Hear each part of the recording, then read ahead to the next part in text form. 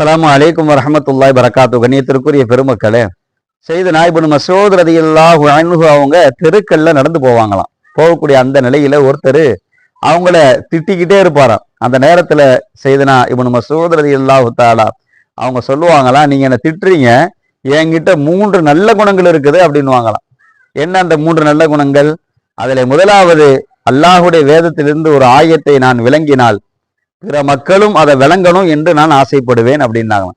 2வது சொன்னாங்களா, ஒரு வழக்கு நேர்மையான நீதிபதியிடம் போனால் அதை குறித்து நான் ஆனந்தம் அடைவேன், சந்தோஷம் அடைவேன் அப்படின்னாங்களாம்.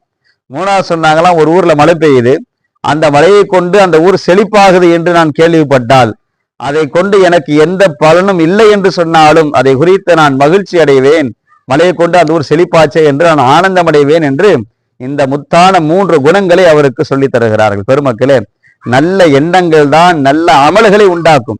யார் என்னை திட்டினால் என்ன, யார் என்னை ஏசினால் என்ன, என்னிடத்துல நல்ல எண்ணங்கள் இருக்கிறது என்பதை நிரூபித்து காட்டினார்கள் சையதுனா இப்னு மஸ்ஊத் ரலியல்லாஹு தஆலா. அதனால பெருமக்களை, நாமும் நல்ல எண்ணங்களை உருவாக்குவோம், நல்ல அமல்களை அதை கொண்டு அலங்கரிப்போம். அல்லாஹ் கிருபை செய்வானாக.